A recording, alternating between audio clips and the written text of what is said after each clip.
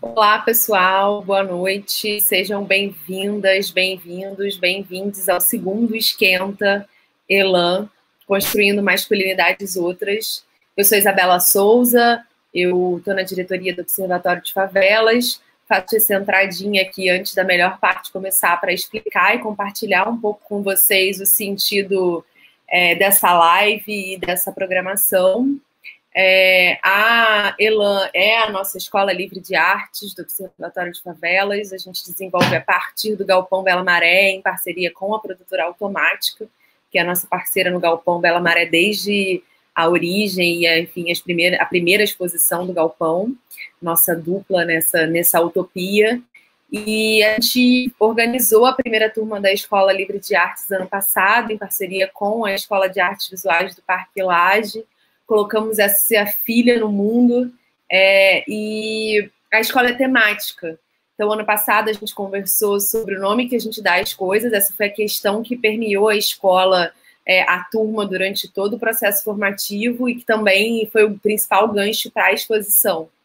Esse ano, a Elan é temática e o tema da Elan é Construindo Masculinidades Outras. E a gente está muito feliz e muito grata pela chance de construir essa turma 2020-2021, que foi adiada para 2021 por conta da pandemia do novo coronavírus, com Global Grace Brasil. E Global Grace é um projeto, uma pesquisação internacional mobilizada por um fundo de pesquisa britânico e liderada pela Universidade de Goldsmith, que está acontecendo concomitantemente em 5 países do sul global: México, Brasil, Filipinas, Bangladesh e África do Sul. E todos esses países estão pesquisando e produzindo ações que criam um campo de reflexão e de produção artístico debatendo a equidade de gênero. E no Brasil a gente está construindo isso a partir das lentes das masculinidades desde 2018. Essa é uma parceria no Brasil mobilizada pelo Instituto de Relações Internacionais da PUC, pelo Instituto Maria João Aleixo, pelo Instituto Promundo e pelo Observatório de Favelas. Então, esse grande encontro mobilizou a Elan 2020/2021, que a gente teria feito no início do ano, não fosse a pandemia do novo coronavírus. E, diante da pandemia, de todas as necessidades de reorganização de calendário e tudo mais, a gente adiou a turma e ela vai começar no ano que vem, vai ser híbrida, então essa é uma coisa muito importante de contar. Desde ontem o edital está reaberto, então desde 7 de dezembro as pessoas podem voltar a se inscrever para essa turma, vão ser 10 artistas residentes selecionados, e a gente começa no final de fevereiro essa segunda grande jornada da Elan, debatendo a temática das masculinidades. Tendo ganho esse formato híbrido, a gente fez a opção por antecipar uma parte do debate que faríamos dentro do trabalho que vai ser desenvolvido com essa turma. Por isso a gente criou os esquentas, a gente está chamando um conjunto de pessoas que a gente admira e que fazem tanto o debate de masculinidades, quanto o debate de artes e masculinidades, quanto o debate de artes, para essa conversa no sentido de ir mesmo aquecendo esse campo, criando essa comunidade de debate sobre esses entrelaçamentos. Então é isso. Eu desejo que a gente tenha um excelente debate. Vou convidar aqui a Marisa, que vai ser a mediadora dessa mesa, minha parceira, amiga e super inspiração. E a Mari vai tocar aí o restante do debate, mediar, mandem perguntas. A gente está muito feliz e agradecida por mais essa conquista da Elan, com tantas parcerias importantes. Obrigada, Bela. Boa noite. É um prazer enorme estar aqui. Boa noite a todos.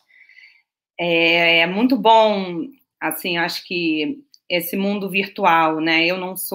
Não é o meu mundo favorito, eu preferia estar reunida pessoalmente com o Denis, com o Ulisses e com vocês para discutir, para conversar, mas, por outro lado, eu acho que tem a vantagem, né, de ficar gravado, da gente poder assistir, reassistir as coisas depois, então, e juntar pessoas que estão em diferentes lugares, né? Então, a gente tem que aproveitar a parte boa. Então, a gente está aqui nessa segunda mesa do Esquenta Elan. A gente está fazendo, primeiramente, discussões mais conceituais, uma discussão mais ampla sobre o tema das masculinidades e a relação com a criação artística. Na primeira mesa, a gente teve os professores Fábio Mariano e Osmundo Pinho. Quem não conseguiu assistir, assista, está disponível aqui no nosso canal do YouTube. A partir do tema Descolonizando Conhecimentos, Construindo Outras Masculinidades. Eles traçaram um panorama, né, dos debates políticos, históricos e sociais sobre as masculinidades, a importância de pensarmos as relações de gênero na contemporaneidade, a partir do agenciamento de masculinidades em perspectiva interseccional e comprometida com o protagonismo de sujeitos e territórios periferizados. O Osmundo, especificamente, deu um destaque para a discussão racial, e chegou uma discussão histórica bem profunda, muito interessante. Eu tive que assistir 2 vezes para vocês verem, para poder assim conseguir entender assim a complexidade dos temas que ele trouxe. Nessa segunda mesa, a gente está começando a discutir já as relações entre masculinidades e a criação artística. A gente chamou essa mesa de Corpos e Masculinidades no Processo de Criação Artística 1, né? Então, a gente vai ter mais uma outra mesa em janeiro com esse mesmo tema, para aprofundar, né? Devido à importância desse tema para a escola, né? Seria, de fato, a gente está preocupada aqui nessa segunda turma da Elan, nas relações entre masculinidade e a criação artística. A gente tem conosco, hoje à noite, o Ulisses Carrilho e o Denis Novaes. Cada um deles vai falar meia hora, e depois a gente vai abrir para os debates. A gente pede para as pessoas deixarem as perguntas por escrito aqui no chat, e a gente vai organizar aqui ao final para passar para eles. Vou fazer uma breve apresentação deles e imediatamente vou passar a palavra para eles.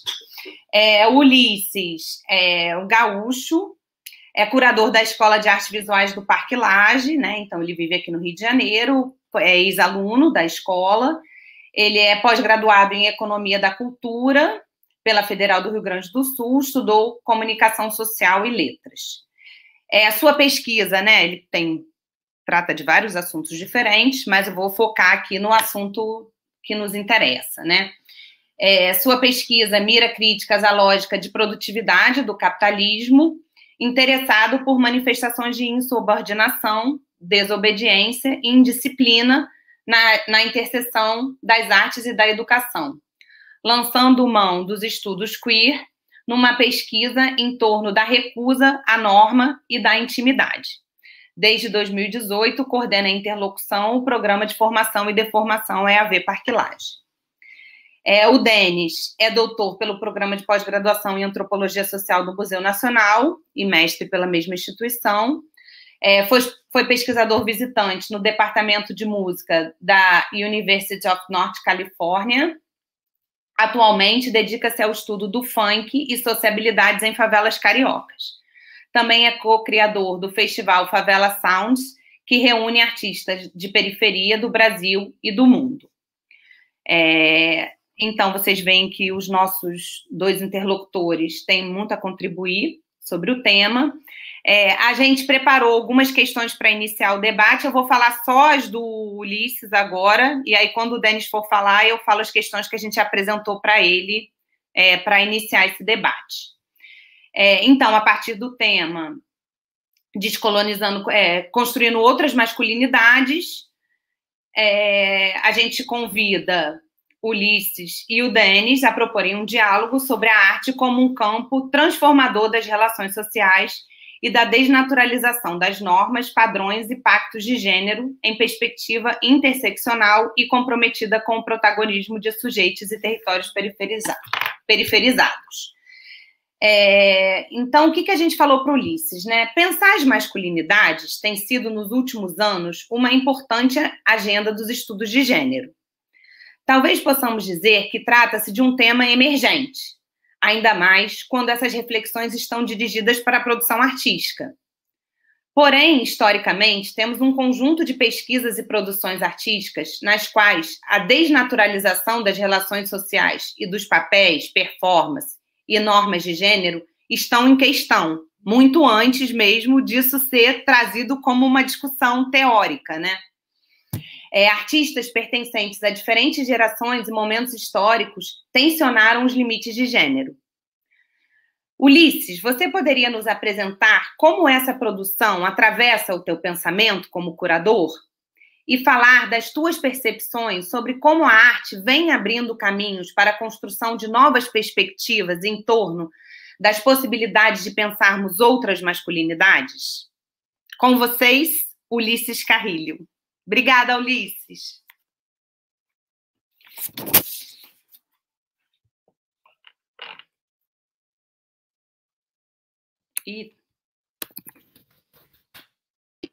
Bingo da quarentena, eu estava com o microfone fechado. Marisa, mas muito obrigado pela receptividade, pela apresentação calorosa e carinhosa. Agradeço ao Denis pelo acompanhamento aqui nessa mesa hoje. Tenho certeza que o diálogo vai ser super profícuo, nutritivo. Adorei a intersecção, vou adorar ouvir um pouco mais sobre o funk.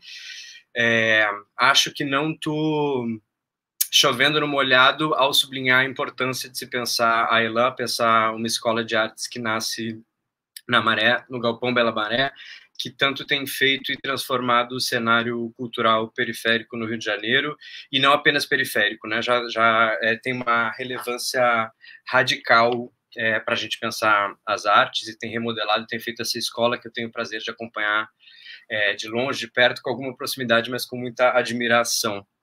Agradeço imensamente a vocês pela oportunidade de falar hoje, espero realmente poder contribuir. Agradeço ao Nil, que está aqui conosco também no processo para nos ajudar com esses audiovisuais, a Isabela, a toda a equipe Gleice, e vou pedir licença a vocês, dar uma olhadinha aqui no horário para eu não me passar no tempo e respeitar o nosso tempo para a gente poder dialogar depois. Eu queria começar a fala de hoje com essas provocações da Marisa, lendo um pequeno texto de um cara chamado Pedro Lemebel, um artista chileno, que chama-se Falo pela Minha Diferença, e que eu espero que, com alguma sorte, possa imantar aí a nossa fala, nosso diálogo de hoje. É um texto que eu tenho muito carinho e acho que pode ser um bom pontapé. Ele começa mais ou menos assim. Não sou Pasolini pedindo explicações, não sou Ginsberg expulso de Cuba, não sou uma bicha fantasiada de poeta. Não preciso de fantasia, aqui está a minha cara, falo pela minha diferença, defendo o que sou e não sou tão estranho. Me aborrece a injustiça e suspeito desta lenga-lenga democrática. Não me fale de proletariado, porque ser bicha e pobre é pior. É preciso ser ácido para suportá-lo. É dar volta nos machões da esquina, é um pai que te odeia porque o filho requebra o pezinho. É ter uma mãe com as mãos rachadas pela água sanitária, envelhecidas de limpeza, embalando-me no colo quando doente, por maus costumes, pela má sorte, como a ditadura, pior que a ditadura, porque a ditadura passa e vem a democracia, e logo atrás vem o socialismo. E então, o que farão conosco, companheiro?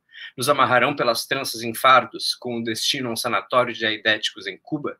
Nos enfiarão em trem, lugar nenhum, como no navio do general Ibáñez, onde aprendemos a nadar, mas ninguém chegou à praia? Por isso Valparaíso apagou suas luzes vermelhas, por isso as casas de tolerância brindaram uma lágrima negra. As bichas devoradas pelos caranguejos, esse ano que a Comissão dos Direitos Humanos não quer lembrar. Por isso, companheiro, lhe pergunto, existe ainda o trem siberiano da propaganda reacionária? Esse trem que passa por suas pupilas quando a minha voz fica doce demais? E você? O que fará com a lembrança dessas crianças? Batendo punheta e mais outras coisas nas férias em Cartagena? O futuro será preto e branco? O tempo em noite e o dia de trabalho sem ambiguidades, não haverá uma bicha em alguma esquina desequilibrando o futuro do seu homem? Não nos deixarão bordar de pássaros as bandeiras da pátria livre? O fuzil fica com você, que tem sangue frio. E não é medo, não. O medo foi passando de tanto esquivar facas nos porões sexuais por onde passei. E não se sinta agredido se lhe falo dessas coisas e olho para seu volume dentro da calça. Não sou hipócrita. Acaso as tetas de uma mulher não desviam seu olhar? Você não acha que sozinhos na serra alguma coisa haveria de nos ocorrer? Mesmo que depois sinta ódio de mim por corromper sua moral revolucionária, você tem medo de que se homossexualize a vida? E não falo apenas de enfiar e tirar, tirar e enfiar, falo de ternura, companheiro. Você não sabe o quanto custa encontrar o amor nessas condições. Você não sabe o que é carregar essa lepra. As pessoas guardam distância, as pessoas compreendem e dizem: é bicha, mas escreve bem. É bicha, mas é um bom amigo. É um cara legal. Eu não sou um cara legal. Eu aceito o mundo sem pedir que seja legal. Mesmo assim, eles riem, têm cicatrizes de risos nas costas. Você acha que penso com a bunda e que no primeiro pau de arara da CNI entregaria os meus amigos. Você sabe que a hombridade não aprendi nos quartéis. Foi a noite que me ensinou a hombridade atrás de um poste. Essa hombridade da qual você se gaba, você aprendeu no quartel de um milico assassino, desses que ainda estão no poder. A minha hombridade não ha recebido partido porque foi rejeitado com risadinhas. Muitas vezes aprendi a minha hombridade participando na dureza desses anos. E riram da minha voz de bichinha que gritava: já vai cair, já vai cair. E mesmo que você grite como homem, ainda não consegui mandá-lo embora. Minha hombridade foi a mordaça, não foi ir ao estádio e brigar a socos por causa do Colo-Colo. O futebol é outra homossexualidade velada, assim como o boxe, a política, o vinho. A minha hombridade foi morder as zombarias, comer raiva para não matar todo mundo. Minha hombridade é me aceitar diferente. Ser covarde é muito mais duro. Não ofereço a outra face, ofereço a bunda, companheiro. E essa é a minha vingança. Minha hombridade espera paciente que os machos fiquem velhos, porque a essa altura do partido, a esquerda negocia sua bunda murcha no parlamento. Minha hombridade foi difícil, por isso nesse trem não embarco sem saber para onde vai. Não vou mudar pelo marxismo que tantas vezes me rejeitou. Não preciso mudar. Sou mais subversivo que você, se dá conta? Não vou mudar apenas porque os pobres e os ricos não me venham com essa. Nem porque o capitalismo é injusto. Em Nova York as bichas se beijam nas ruas. Mas essa parte fica com você, que tanto lhe interessa que a revolução não apodreça totalmente. Para você ver essa mensagem, não é por mim. Eu estou velho, isso é utopia para as futuras gerações. Há tantas crianças que nascerão com uma asinha quebrada e eu quero que elas voem, companheiro. Que sua revolução lhes dê um pedaço de céu vermelho para que possam voar. Sobre o risco de ter ficado um pouco lento, eu gosto muito desse texto e queria que ele pudesse manter um pouco a conversa de hoje. Pedro Lemebel é um artista dissidente que morre vítima do vírus da AIDS e de velhice no Chile. E eu gostaria muito de começar essa conversa falando um pouco de uma potência queer, de uma potência dissidente, de uma potência desviante, que me parece ser fundamental para que a gente possa construir outras masculinidades. Na data de hoje, então, me foi pedido que a gente pudesse elaborar um pouco sobre como essa relação entre as masculinidades me atravessa e atravessa a minha pesquisa, e é preciso sublinhar o que o texto já diz, e sublinhar que falo pela minha diferença, né, e aqui falo como um homem bicha, que então tem algumas ferramentas e alguns limites para lidar com as questões do cis-heteropatriarcado, né? Com a questão da norma cisgênero, da questão da norma heteronormativa, que estaria mais ligada não à identidade de gênero, mas à orientação sexual, e de uma maneira um pouco mais geral ao patriarcado. Confiando que a gente já tem uma introdução teórica bastante densa nos nossos outros encontros aqui do Esquenta Elan, e com sorte teremos mais ainda nos próximos, vou me dar a liberdade de passar de maneira um pouco mais livre por alguns conceitos, mas oferecer que a minha perspectiva hoje tenta, de alguma maneira, lançar um olhar para algo que não é fixo, para algo que não é estável e para algo que sequer talvez exista na potência que a gente gostaria, que são as chamadas novas políticas do corpo, ou novas políticas do gênero, novas políticas da sexualidade. A gente poderia muito bem abrir mão para esse novas, porque a história justamente se mostra uma repetição, e nós temos exemplos que não são hegemônicos, mas que despontam como fagulhas de liberdade ao longo da história da arte e que já reivindicaram outras vibrações de criação para além daquelas do privilégio do heteropatriarcado. Por que estou dizendo isso?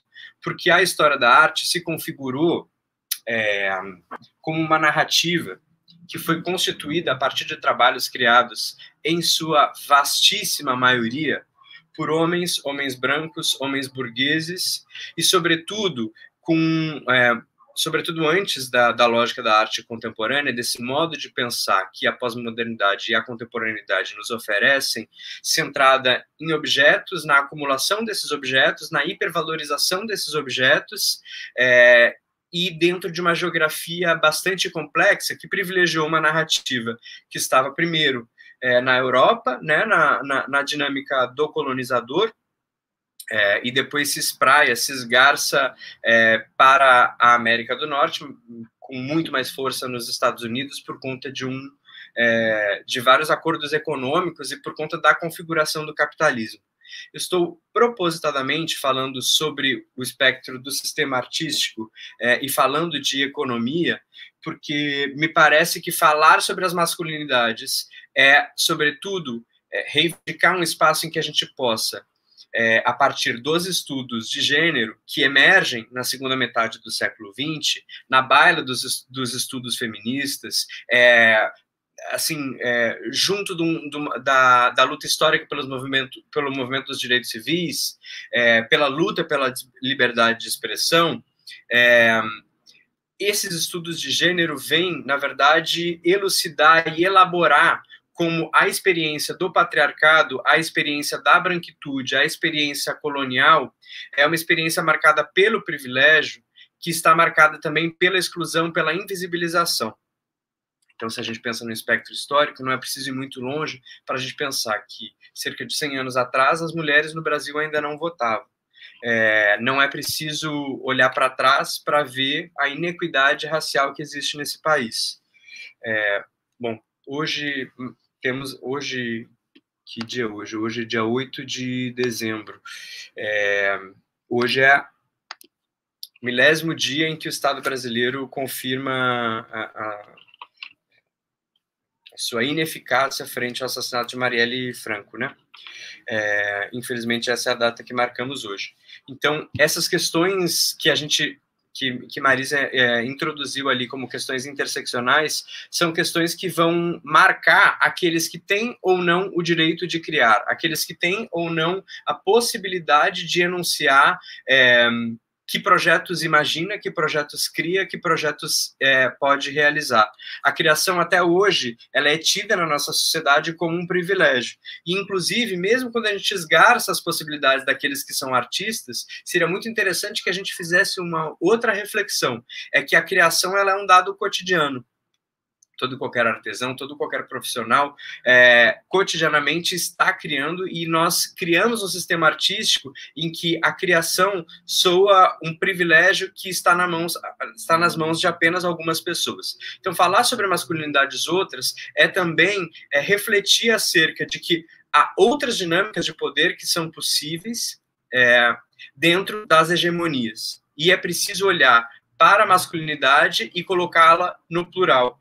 A Marisa também fez uma lembrança sobre o outro ciclo da Elan, que passava por um nome que a gente dá às coisas. Isso, de alguma maneira, fala sobre as coisas, mas também está de uma maneira muito íntima, numa reflexão sobre a linguagem. E é interessante que a gente pense que a linguagem informa, a linguagem pode representar as práticas artísticas, mas a linguagem também tem um poder dentro da nossa sociedade de criar possibilidades para as nossas práticas e para as nossas vidas cotidianas. Então, vejo com muita importância que a gente marque o plural do termo as masculinidades, para que a gente entenda que essas experiências são mais plurais e que é possível pensar em transmasculinidades, que é possível pensar nas masculinidades dos homens bichas, possível pensar nas masculinidades lésbicas, e hoje aqui não gostaria de exatamente entrar dentro de um debate acerca das identidades, ou seja, acerca da identidade de gênero,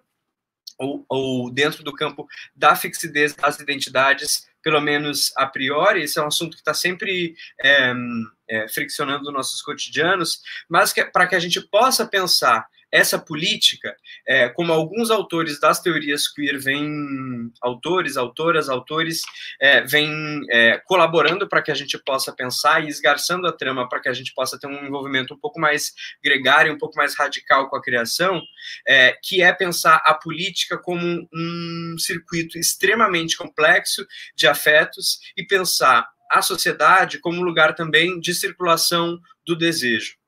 Ou seja, a partir dos estudos queer, a partir disso que falamos sobre a insubordinação, sobre a desobediência, sobre a indisciplina, é possível pensar que os corpos que experimentam frequências fora da norma, fora das experiências cisgênero, fora das experiências heterossexuais, fora das experiências que são cobradas pelo patriarcado, que são as forças que fazem com que o capitalismo seja possível, é possível que pensemos experiências que vêm de maneira indisciplinada oferecer outras possibilidades para as pessoas que se entendem, se compreendem enquanto homens na sociedade, para exercitarem esse privilégio, que é um privilégio de marcação social, que inclusive autores como Judith Butler e Paul Preciado vão colaborar para que a gente possa entender que essa marca social, ela existe inclusive anterior ao nosso nascimento, ela existe no momento em que adentramos um banheiro, ela existe no momento em que precisamos de um documento de identidade que tem ali uma marcação,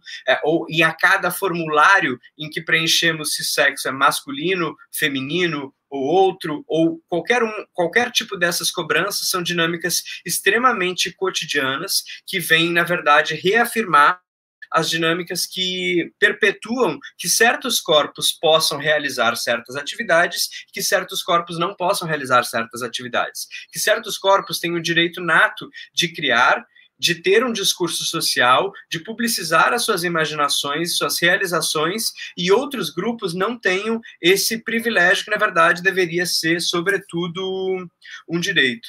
E para responder de maneira um pouco mais provocadora ao convite e às perguntas que me foram feitas, voltando algumas leituras para essa noite de hoje,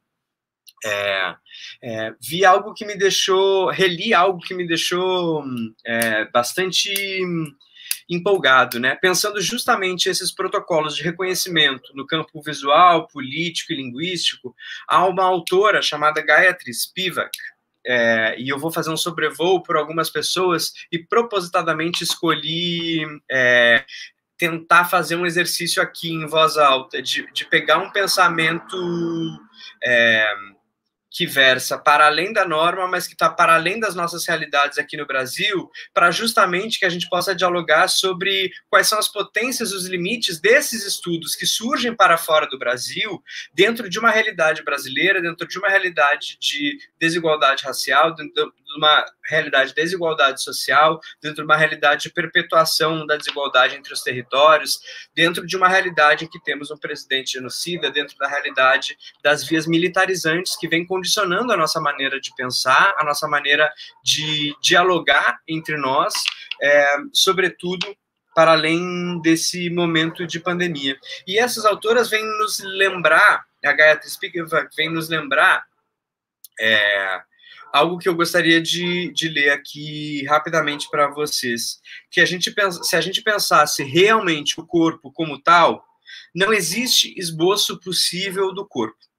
Existem pensamentos de sistematicidade, ou seja, pensamentos que viriam tentar sistematizar, criar algum sistema, alguma forma de elucidar o corpo, e há codificações de valor sobre o corpo. O corpo, como tal, não pode ser pensado. E eu, com certeza, não posso acessá-lo. Eu acho esse pensamento muito bonito, porque é muito natural que a gente possa pensar o corpo e passar um pouco reto por essa palavra, por essa dinâmica da linguagem, e possa não se perguntar sobre essa ideia.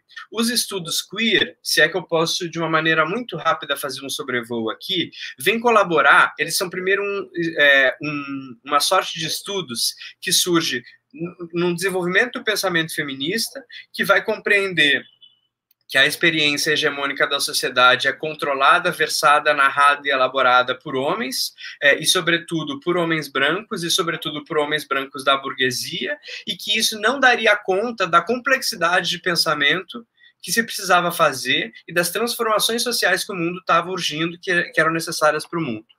Então, os estudos queer vêm nos lembrar de uma maneira muito geral que é possível pensar justamente o impossível e o inexistente. Ou seja, é preciso pensar os estudos queer como uma forma de articulação de pensamento que surge dentro do campo da filosofia, vem colaborar para que a gente compreenda que nem apenas o pensamento que obedece à norma pode ser levado em conta para a percepção de um campo de conhecimento. Ou seja, sempre que houver alguma fagulha, alguma experiência dissonante, alguma experiência desviante, essa experiência seria extremamente interessante para que a gente pudesse interpelar e interrogar a norma. Ou seja, eu estou fazendo toda essa volta para dizer para vocês que eu acho que é muito interessante para que a gente possa pensar as masculinidades a partir dos pensamentos também dos femininos. Né? Isso seria muito importante. É um salto recente para as academias, por exemplo, que dentro dos estudos de étnico-raciais, a gente não tem apenas estudos da negritude, que a gente possa ter pessoas pretas, sobretudo, refletindo acerca da branquitude. Ou seja, é preciso que a gente possa pensar também como que as mulheres, os transfeminismos, as experiências para além da norma do patriarcado informam a nossa maneira de exercitar a nossa criação e a nossa imaginação nesse mundo. E como que isso se dá? Isso se dá dentro da ordem familiar, né, dentro da maneira com que somos designados no nosso nascimento, homens ou mulheres. Na maioria dos lares são essas as duas opções que existem, e para além dos lares, na ordem social, ou seja, nos documentos, isso também acontece, mas também numa ordem de um capitalismo que continua produzindo corpos. O que eu estou chamando desse capitalismo que está produzindo corpos? Como Marisa bem disse, pessoalmente me interesso especificamente pela maneira como nossos corpos não apenas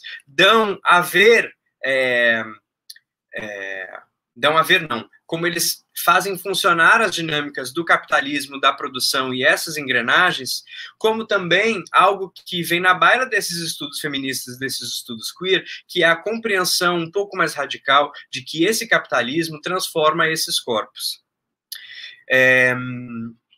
Uma das grandes pessoas que pensou o neoliberalismo, a primeira-ministra da Inglaterra, Margaret Thatcher, tem uma frase famosa que foi lida e relida por um filósofo chamado Vladimir Safatli, que dizia o seguinte, que a economia é o método, mas que o objetivo é mudar o coração e a alma. E eu confesso a vocês que eu compactuo um pouco dessa, não da maneira perversa como a Thatcher pensava, senão sobre essa influência radical que a economia tem na nossa maneira de enxergar subjetividades, né? Como se a economia tivesse ela tivesse uma pegada que não estivesse apenas ligada às questões da sociedade, mas também às questões do íntimo. E é preciso que a gente pense que o Estatuto dos Corpos hoje, no neoliberalismo, vivem a ascensão de uma plasticidade mercantil. Ou seja, estamos sendo cobrados a formar e deformar os nossos corpos dentro de uma lógica que obedece à farmacopornografia. Esse é um termo um pouco mais difícil, mas que é pouco depreciado quem usa, mas também a gente poderia citar a artista Orlan, que vem dizer que o corpo é obsoleto, dentro dessas plasticidades, para dizer que uma visão naturalizante do corpo, ou simplesmente biologizante do corpo, e que não passe pelas perspectivas culturais que elucidem sobre o que é esse corpo, não vão nos fazer chegar num pensamento que se aproxime da maneira insubordinada como precisamos pensar as masculinidades. Então, é preciso que nós maximizemos de alguma maneira, né, que a gente aumente o volume dessa nossa consciência crítica, penso eu, sobre como nossos corpos são produzidos e produzem artefatos para essa sociedade, para que a gente possa pensar a criação não a partir apenas das questões que interessam aos sujeitos que se entendem artistas, senão a criação no espectro um pouco mais alargado da nossa sociedade. Ou seja, como nós criamos e recriamos as masculinidades, as experiências masculinas no dia a dia, e como nós criamos e recriamos os corpos na nossa sociedade, no nosso dia a dia.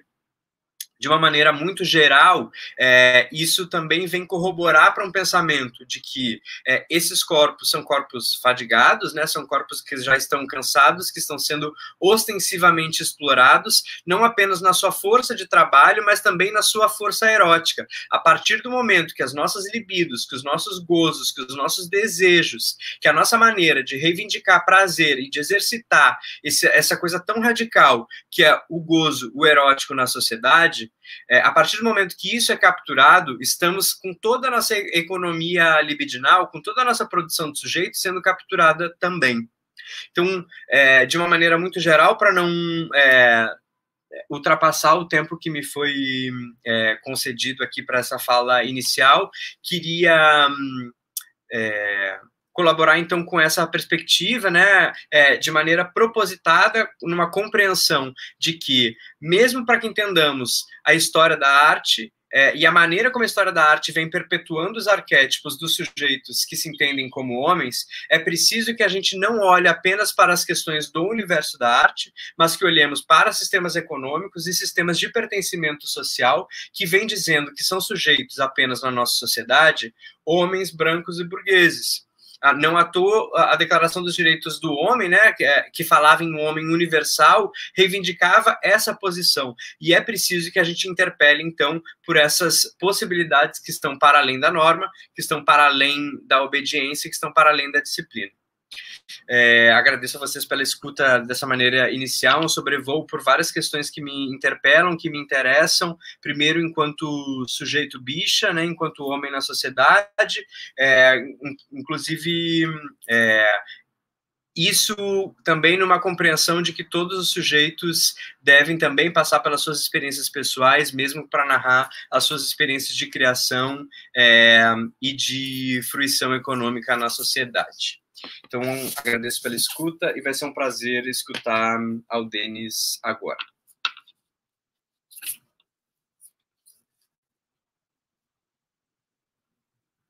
Marisa, agora eu que não estou lhe escutando. Obrigada, Ulisses. Desculpa, gente. Desliga o microfone, esquece de ligar. Obrigada, Ulisses. Anotei aqui um monte de coisa para o debate depois, mas vou passar imediatamente para o Denis aqui. Depois a gente continua.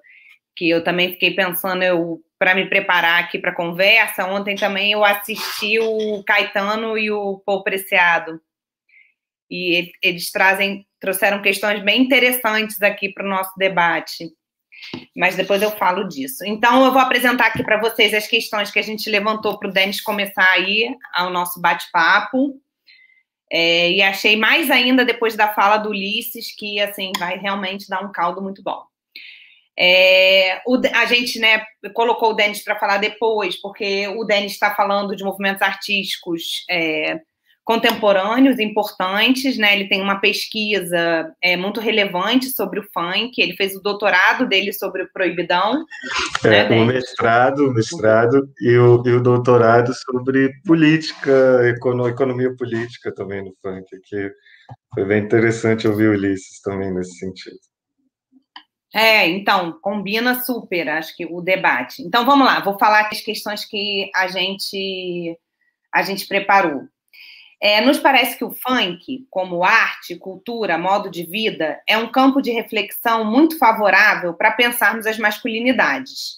Na medida que é possível mapear na música, no baile, no passinho, uma multiplicidade de performances de gênero.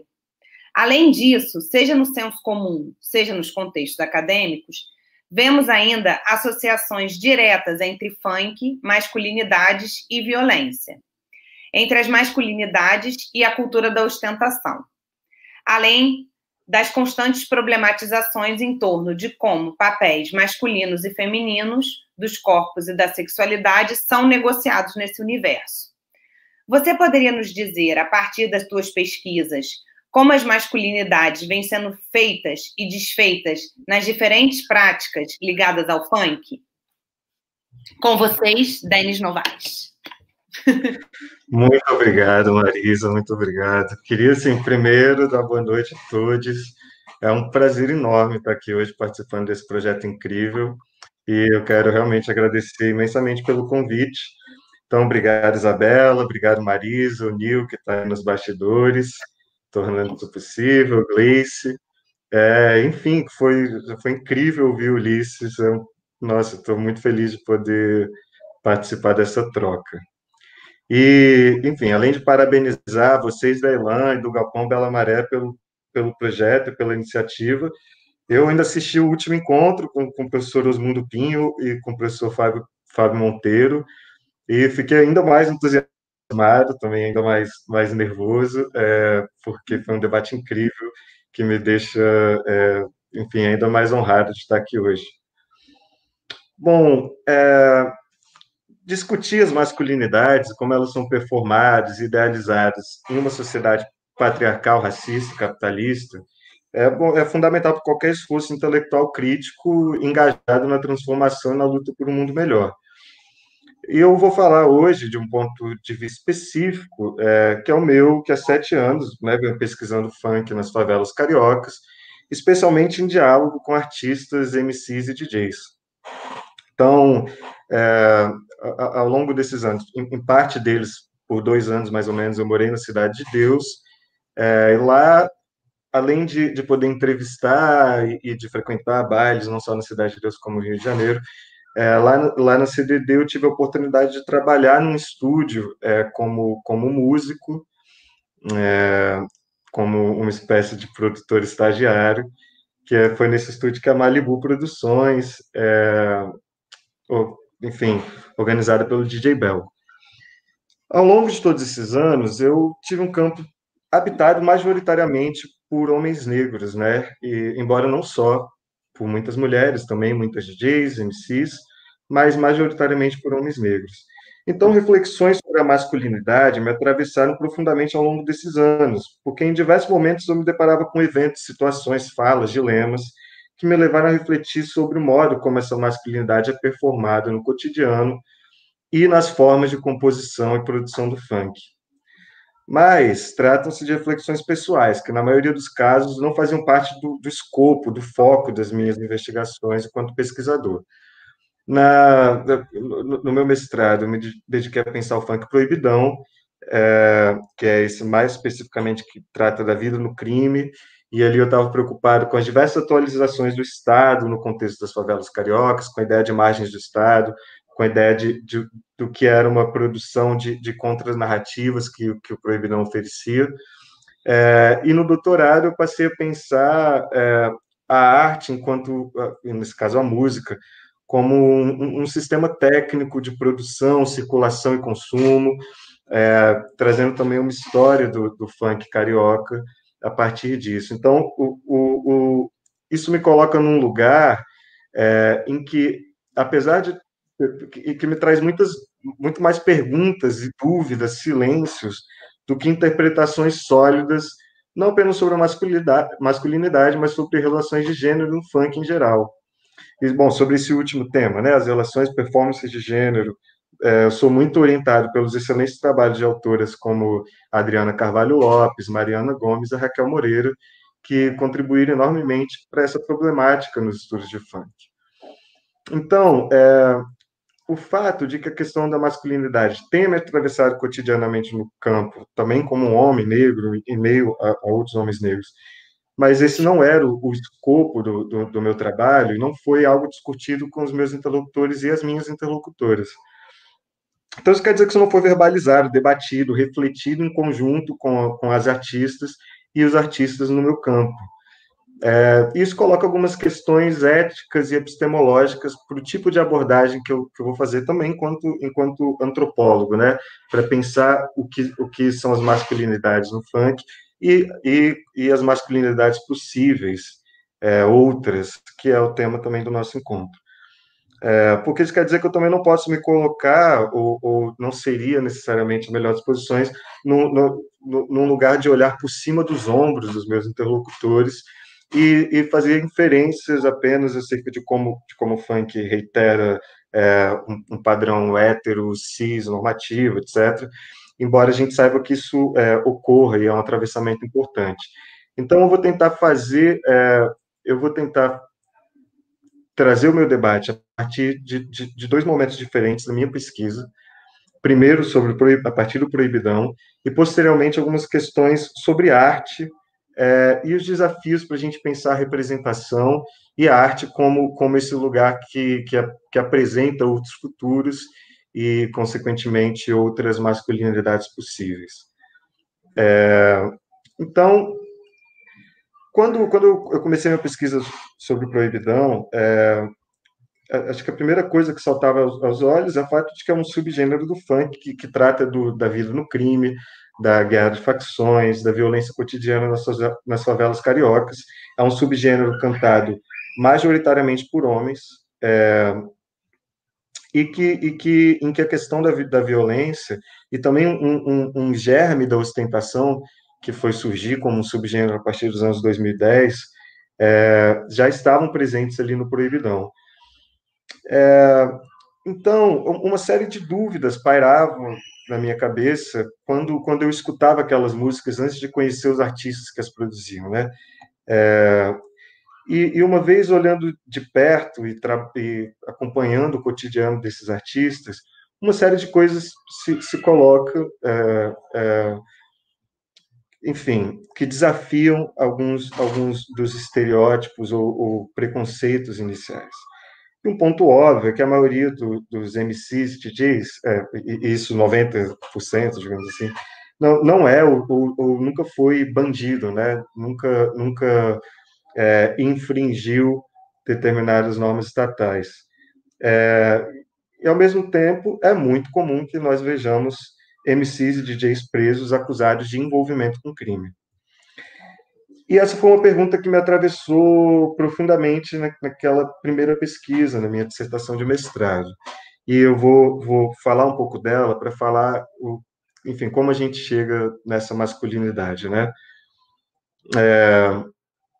Ser envolvido ou ter envolvimento tornaram-se expressões usadas normalmente para se referir àqueles que atuam no varejo de drogas ilícitas ou lançam mão, né, de práticas consideradas criminosas. E a gente vê que o envolver e suas derivações abundam em jornais e inquéritos policiais que imputam a determinados indivíduos a suspeita ou a certeza de incorrerem em práticas criminosas. E a gente vê, enfim, casos recentes de como o racismo atravessa pessoas negras a todo momento e bota suas vidas em constante ameaça num país marcado pelo genocídio da população negra, né?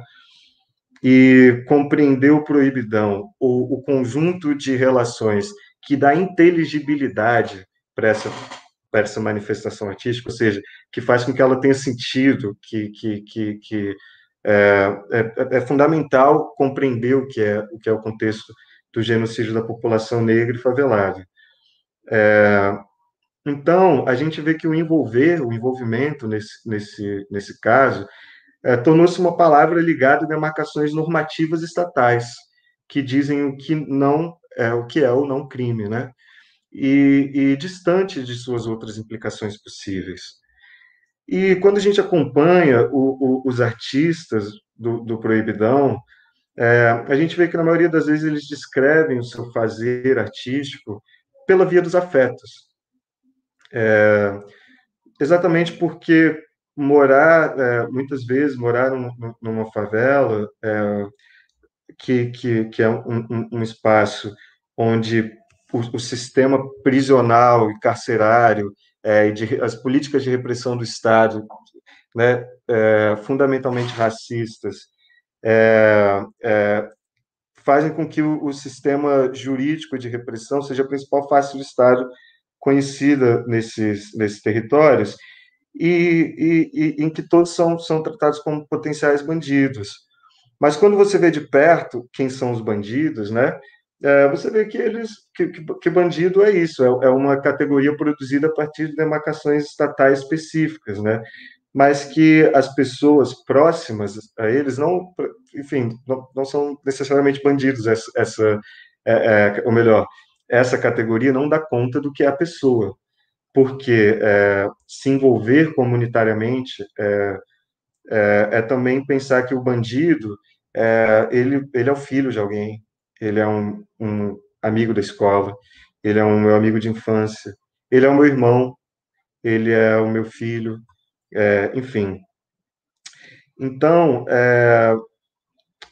mas, ao mesmo tempo, a gente vê que em casos, nesses casos horrendamente cotidianos, como o que a gente viu recentemente das 2 crianças assassinadas pela polícia, que são, enfim, uma regra muito mais do que uma exceção da atuação da polícia nas favelas, a gente vê que a todo momento os familiares, as mães, os pais precisam lançar mão quando essas mortes ocorrem de uma espécie, precisam recorrer a uma espécie de limpeza moral. Uma limpeza moral numa luta por justiça que tenta, em que as vítimas, ou seja, aquelas assassinadas pela polícia, se tornam, na verdade, réus, em que elas têm que ter a sua inocência comprovadas pela família, né? Eu acho que existe então um artigo incrível escrito pela Juliana Farias, pela Adriana Viana, que fala do processo extenuante que as mães de jovens assassinados pela polícia têm que exercem em busca enfim, da justiça, né, por essas mortes. E esse sistema é alimentado também por uma ideia de que os bandidos, ou os seus corpos e suas vidas, não são reivindicáveis, né? Elas seriam naturalmente fadadas à morte, uma vez que atreladas a corpos matáveis. E esse é um tema cotidiano no funk proibidão, o tema do luto, da reivindicação da dor e da morte, mas também o proibidão é um espaço, ou melhor, é um estilo, uma espécie de manifestação artística que permite em que essas mortes sejam pranteadas, né? E esse luto reivindicado. E aí, esse luto, na verdade, no caso dos bandidos, né, a gente está falando majoritariamente de homens negros favelados. Então, quando a gente vai pensar um envolvimento, o que faz um artista, um MC, um DJ, produzir essa musicalidade especificamente, esse tipo de narrativa, que é a narrativa do proibidão? Que é o lamento de mortes, é o lamento de pessoas, é a reivindicação também de vidas, né? E do direito ao pranto.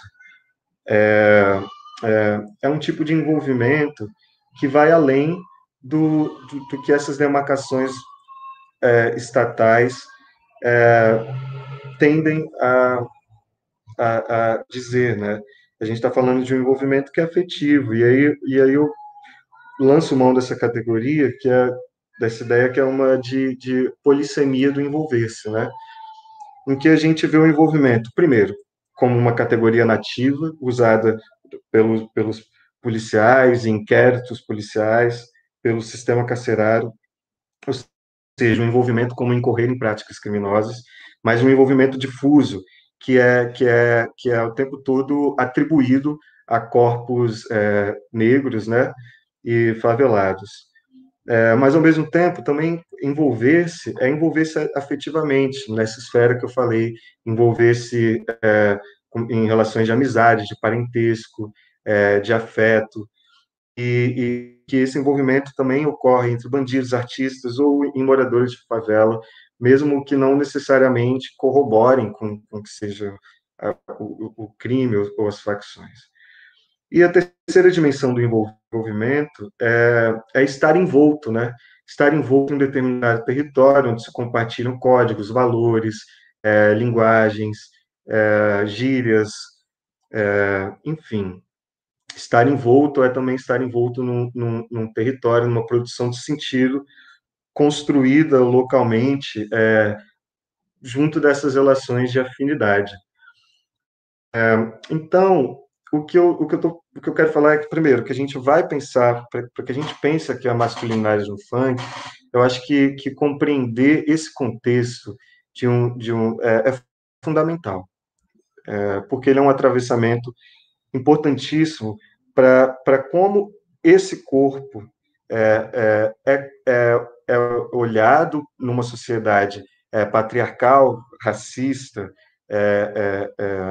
e capitalista, e como esse corpo constantemente tem sobreviver para esses homens é um ato de rebeldia, né? Enfim, eu pensei em mostrar uma música aqui, na verdade, que eu vou trazer, que fala muito sobre o que é do que é uma música que, ao mesmo tempo, reforça uma série de padrões de gênero, né?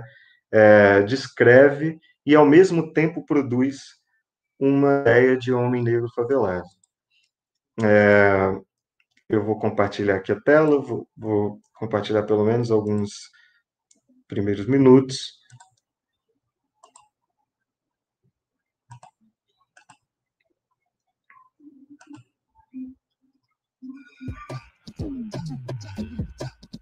Só pitbull de raça, os faixa tá presente.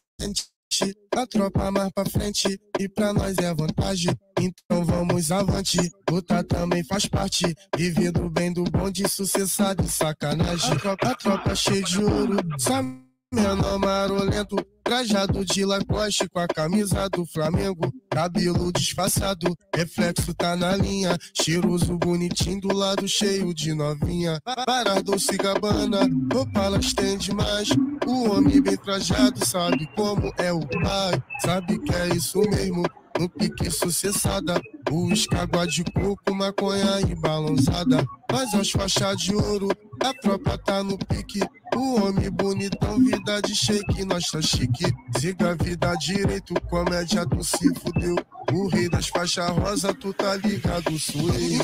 Então tu vem novinha, os pitbull de raça. Acende o balão que as faixas rosa tá em casa. A cena é toda minha, o homem tá na área. Bandidos mais falados, essa é a tropa da Parma. Então tu vem novinha, os pitbull de raça. Acende o balão que as faixas rosa tá em casa. A cena é toda minha, o homem tá na área. Bandidos mais falados, essa é a tropa da Parma.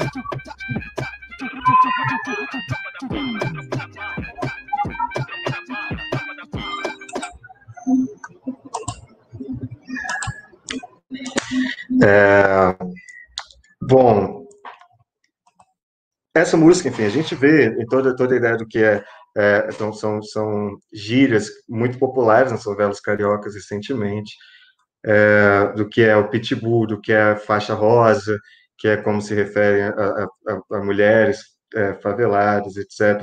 Então a gente vê, né, como eu falei, uma série de padrões de gênero sendo reproduzidos, mas ao mesmo tempo uma música, como eu disse, que produz e descreve um corpo negro, de um homem negro favelado, uma masculinidade, né? Mas é óbvio, ou ao menos deveria ser óbvio, que o reforço de estereótipos de gênero não é uma característica particular do funk, mas de diversas manifestações artísticas, desde novelas, filmes e outros gêneros musicais no Brasil e no mundo. O que me interessou, a princípio, nessa música é que ela, estilisticamente, guarda muitas semelhanças com Proibidão, enquanto subgênero, no estilo de canto e de composição, na ostentação de bens materiais e também no modo como reitera determinados padrões de gênero, né?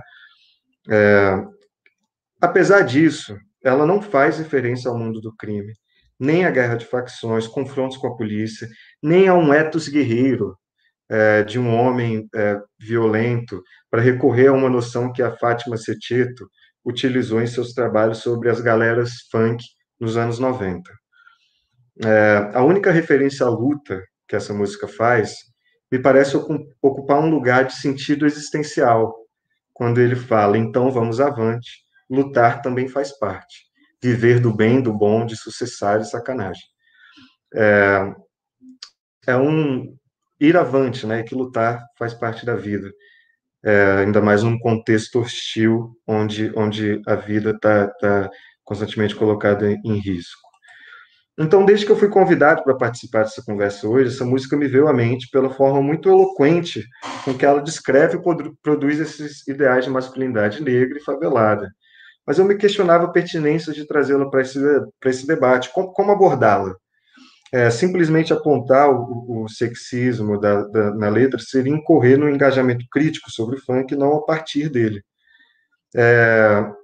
Ou talvez correr esse risco de trazer esses reforços de determinados padrões estereótipos com uma característica específica do funk, o que não me parece tão produtivo, uma vez que isso apenas reforçaria estereótipos do homem negro favelado como violento, machista, etc. E basta ligar as rádios, dominadas pelo sertanejo universitário, por exemplo, para perceber que as performances ideais de masculinidade ou de masculinidades, nesse caso, atravessam diversos meios.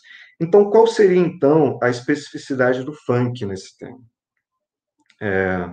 Quando eu ouvia pela milésima vez essa música no YouTube, pensava sobre essas coisas, eu me deparei com um comentário no vídeo, que era um dos comentários mais curtidos nesse vídeo do YouTube. E nesse comentário alguém dizia: essa música é tão boa que uns policiais chegaram aqui para escutar junto. E foi um comentário feito em tom de brincadeira, que sugere que essa seria uma música de bandido, que atraiu agentes de repressão do Estado. E para a pessoa que escreveu o comentário, pitbull de raça seria o índice de um bandido. Mas esse bandido, a que o comentário faz referência, tem cor, classe social, e mais do que isso, um corte de cabelo, um tipo de roupa, uma forma de andar, e além, é claro, um som, né, que é o funk.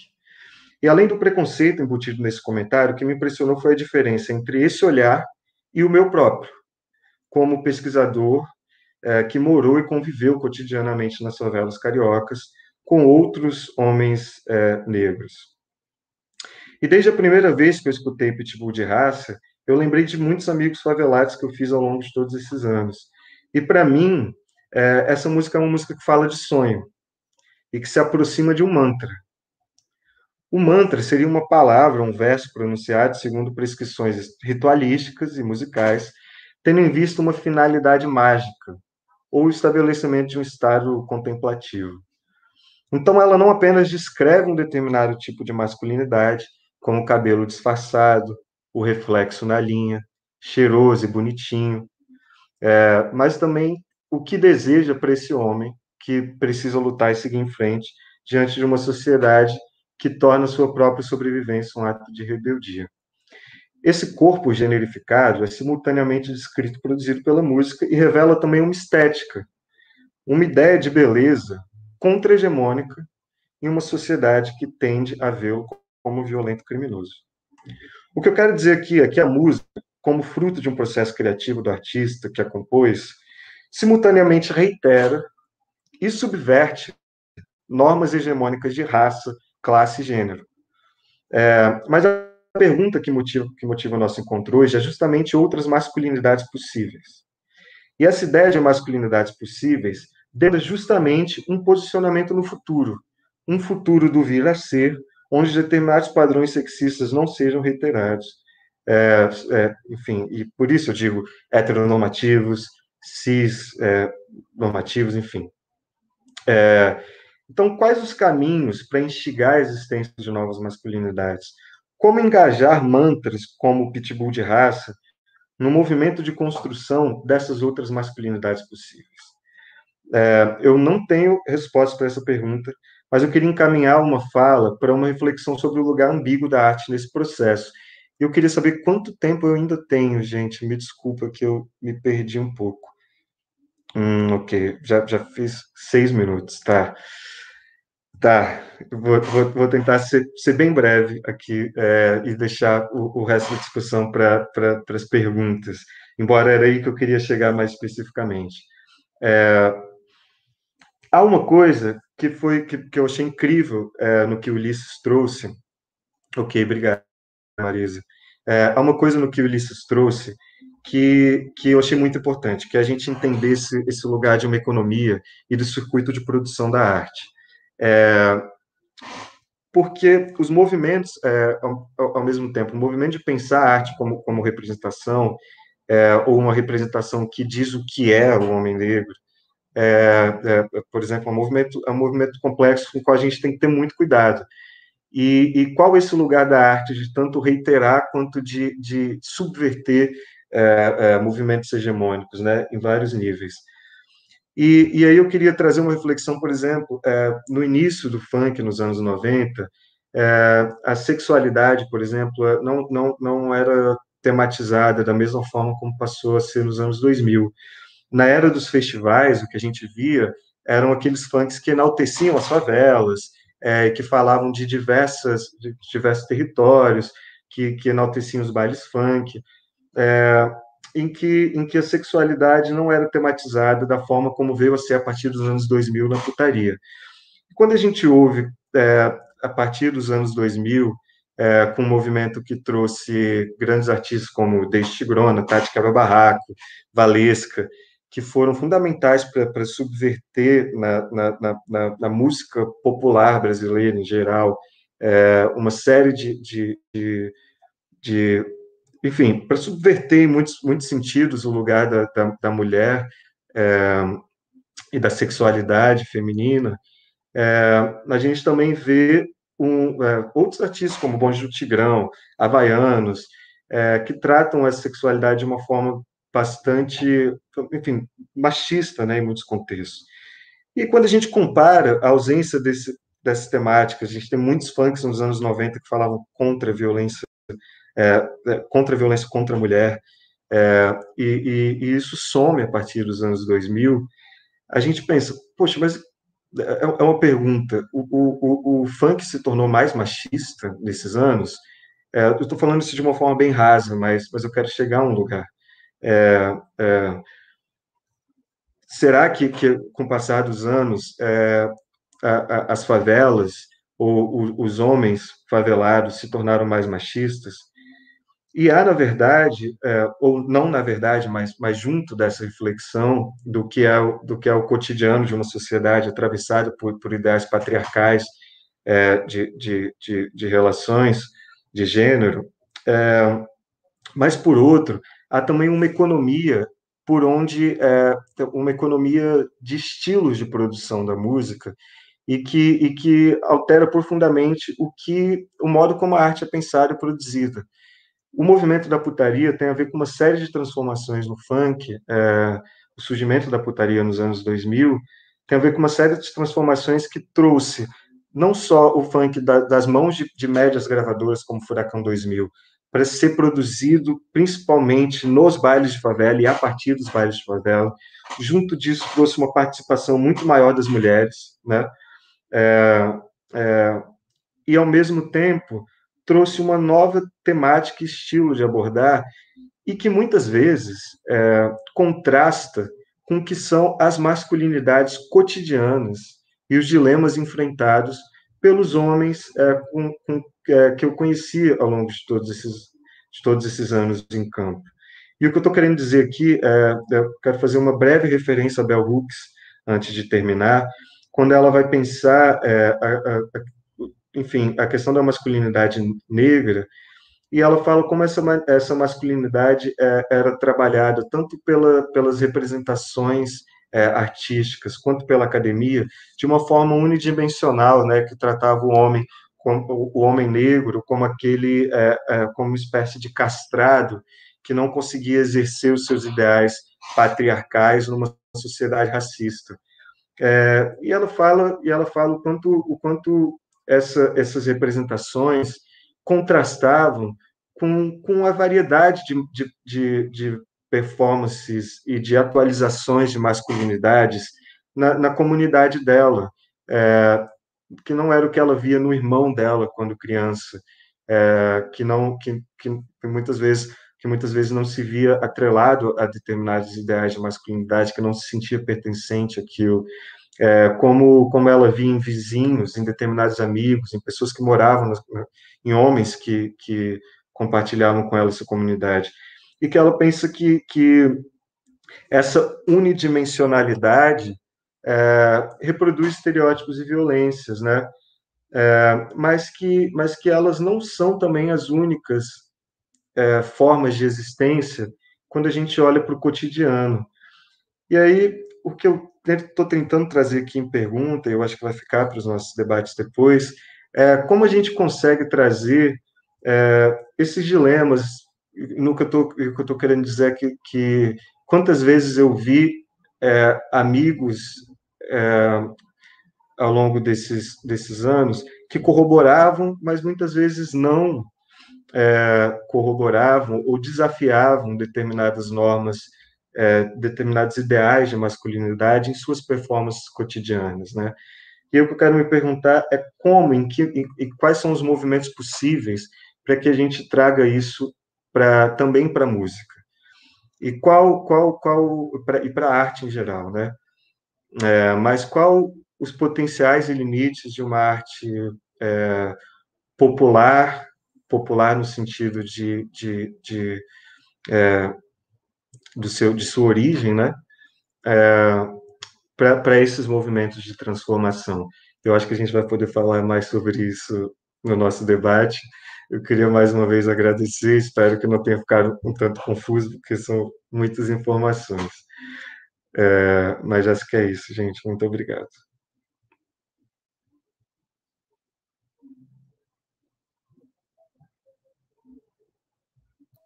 Obrigada, Denis. Então, vamos começar conversando, e aí eu vou começar aqui as perguntas pelas minhas questões aqui que eu preparei. E aí depois a gente abre, quem quiser perguntar, fica à vontade aí para escrever.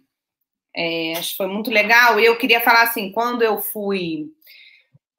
gente foi se preparar aqui, e aí eu queria indicar para vocês, eu fui buscar aqui a hora que eu me ausentei, esse livro que chama Nó em Pingo d'Água, Sobrevivência, Cultura e Linguagem, organizado pela Adriana Lopes, que o Dani citou, que tem um trabalho importante sobre funk, que é a professora Adriana Facina, e o Daniel Silva, e tem um artigo do Denis, aqui, do Denis e do Palombini, sobre...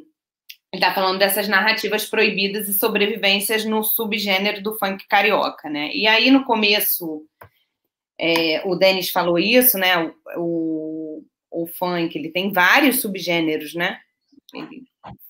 Isso acho que foi se complexificando mais ainda com o desenvolvimento desse gênero, como um todo. Mas você trouxe algumas questões, né? Vocês trouxeram algumas questões nesse artigo que eu gostaria de chamar a atenção, sobre a fala dos MCs, que me chamaram muito a atenção. Por exemplo, uma fala do MC Mascote, que vai dizer assim, para mim não é proibidão. E como que ele vai justificar isso? Sabe quem está falando para vocês? Um dos maiores colaboradores do Estado, o MC, que canta proibidão. Para mim, não é proibidão. Eu me considero um colaborador do Estado. Porque, através do meu rap proibidão, vocês falam que é proibidão. Não julgo ninguém. A sociedade diz que é proibidão. Eu pude relatar, eu e vários MCs, o que acontecia aqui em cima. Eu chamei a atenção da autoridade. Eu chamei a atenção do Estado. Chamo a atenção aqui, estou lendo aqui conforme o texto. Olha só o que acontece aqui em cima. Socorre nós, meu irmão. Socorre nós. Senão, a gente vai ter que continuar batendo palma para isso aqui. Então, o que eles estão falando? Nada mais, né? Eu fiquei pensando sobre isso na fala de vocês, né? Porque eu acho que vocês dois trouxeram uma concepção materialista da arte e da cultura, que nada mais é do que entender em que contexto ela se insere e esse sistema também se move, né? Então, assim, uma realidade que é bárbara, onde se mata, a polícia mata criança, onde você tem uma realidade de violência muito grande, você vai falar de quê? Se a arte, né, em geral, ela vai expressar, vai tensionar, né, os nossos modos de vida, se você vive uma realidade de violência, é ela que vai aparecer. Então, não é uma que... Parece que eles estão inventando a violência, que eles estão produzindo a violência. Na verdade, é o contexto onde essa manifestação acontece, né? E aí vão ter outras falas nesse sentido, que eu acho muito legal, que ele vai falando, né? Então, o Mascote está falando em relação às pessoas que vão criticar o proibidão, né? Aí uma pessoa que criticou o proibidão vai falar: você mora onde, moleque? Onde foi tua vida? Você morou onde? Você morou no morro? Você morou no morro? Você não morou no morro? Então é fácil meter o pau no rap dos outros. Eu tô contando, eu tô me relatando. Isso aqui não é proibidão, isso aqui é um relato, né? Então, assim, eu acho que em relação a essa da relação com a violência, eu acho isso muito interessante. Por que eu trouxe isso, né? Eu fiquei pensando assim, por um lado, eu fiquei pensando no passinho, enquanto você falava, Denis, porque eu acho que o passinho, ele tensiona muito essa masculinidade não mais hegemônica, depois do Fábio, né? Mas essa masculinidade relacionada à violência, relacionada a essa coisa, o masculino como esse lugar, né, do forte. Eu acho o passinho tão feminino, e os meninos dançando passinho, e eles rebolam, e tem... Então, assim, eu acho que... inclusive, a Bela até lembrou aqui, a Global Grace acabou de fazer uma residência sobre passinho, onde está questionando isso. Então, acho que, do mesmo jeito que você falou, né, o funk reitera e subverte. É um lugar ambíguo. A arte como um todo é um lugar que reitera e pode reiterar e pode subverter. Então, eu consideraria o passinho um subgênero. Eu não entendo nada, assim, teoricamente, da discussão, não, tá? Mas, assim, fazendo uma leitura desse contexto, eu acho que o passinho, ele tensiona bastante esse lugar das masculinidades. Aí também o pessoal da Global Grace aí pode trazer uma contribuição mais sofisticada até que a minha, que foi muito intuitiva. Mas eu fiquei pensando assim, eu acho que o que é interessante dessa discussão, e aí eu queria pedir para você falar, e aí depois, acho que eu vou para vocês dois, porque acho que cabe os dois falarem, e daí depois acho que eu vou fazer a segunda pergunta, que é diferente, depois. Acho que vou fazer uma de cada vez. Porque eu fiquei pensando assim, eu acho que caberia a gente pensar, lembrando da outra escola, que é o nome que a gente dá às coisas, eu acho que quando a gente começa a tensionar esse lugar do que é a arte, porque, assim, quanto mais a arte, e aí, remetendo ao que o Ulisses falou, quanto mais separada a arte ela está da nossa vida, quanto mais ela é uma instância completa, mais separada, eu acho que ela é mais masculina, branca e heterossexual. Então, na medida que você aproxima a arte e vida, a tendência é você ter mais heterogeneidade, né? Então, se você for ver, por exemplo, o que é a história da arte? A história da arte é branca? Não, história da arte que é oficial, oficializada, enfim, porque sempre existiu criação entre mulheres, entre bichas, entre pessoas pobres que não estão no cânone. O cânone que é branco, né, o burguês, e não a arte como um todo. A arte como um todo é totalmente diverso. O funk é arte. E aí eu acho que vocês podiam falar um pouco sobre isso, porque eu acho que tensiona a gente a refletir sobre o próprio conceito de arte. O que é arte? Então, a arte é o cânone? E aí, fazer essa deixa para o Denis falar um pouco desse conceito de arte sobrevivência, que a Adriana Lopes, a Adriana Facini, enfim, vários autores, ele incluído, né? Eu também tenho muita afinidade com, né? Eu e o Denis, a gente tem a mesma orientadora de mestrado e doutorado, então a gente tem muita figurinha, que é essa ideia de uma arte de sobrevivência, que eu acho que esse conceito, ele dá conta nele mesmo de você pensar a materialidade da criação. Não só como ela se insere num sistema, como ela é feita a partir de um determinado contexto, um determinado corpo, que fala, que está num lugar, né? E isso, quem fala, é determinante para dizer, por exemplo, se é arte ou não. A Salissa Rosa contou para a gente na primeira Elan, que ela fez uma residência super importante na Pampulha e que ela fez uma plantação de mandioca. Foi o processo, num terreno ao lado do museu. E ao final da residência, ela tinha que doar um trabalho. E ela doou uma mandioca. A mandioca, na cultura indígena, né, ela tem uma importância, assim, ela tem uma importância em toda a cultura alimentar brasileira, né? Mas ela é uma coisa que vem, né, de origem indígena, e na cultura indígena ela é muito importante. E aí ela falou assim, não, isso não é arte. Aí ela foi e fez um certificado, né, que, em geral, quando a gente compra um trabalho de arte do mercado, a gente vem com um certificado de autenticidade daquele trabalho pelo artista. Ela foi e fez um certificado de autenticidade da mandioca. Ou seja, se ela é artista, se o mundo da arte considera ela artista, né? Ou seja, ela é aceita, ainda que dissidente, indígena, enfim, de alguma maneira, pelo seu lugar de origem. Se ela está dizendo que é arte, se cocô é arte, né? Um artista consagrado trazer uma lata de cocô é arte. Por quê? Porque quem está falando, né? Então, acho que assim, a própria discussão do que é arte, eu acho que assim, para a gente ter outras masculinidades, a gente também precisa ter outras artes, né? Ter uma concepção onde o funk é arte, onde o funk não é registro de violência. Enfim, estou falando mais que vocês, passando a bola, passei, pronto. Vamos começar pelo Denis e depois por Lício para subverter.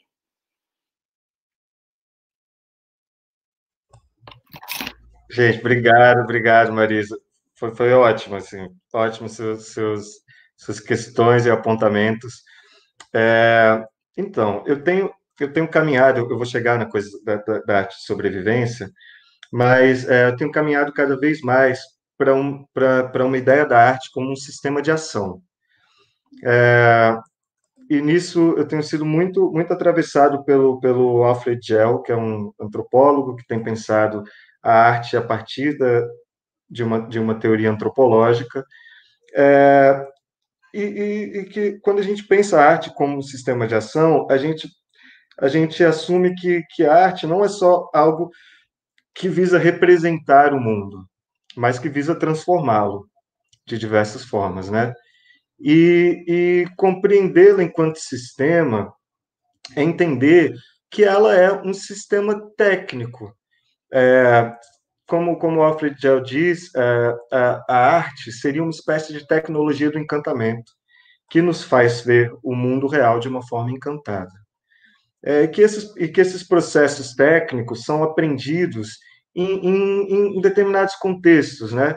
E aí a gente está falando de formas de canto, formas de composição, que pode ser também traços de como pintar, de como fazer determinados trabalhos plásticos ou manuais. Arte, nesse sentido, é uma concepção alargada, porque um objeto de arte não é uma coisa, necessariamente. O objeto de arte é aquilo com quem o artista e o espectador estabelece uma relação do tipo arte.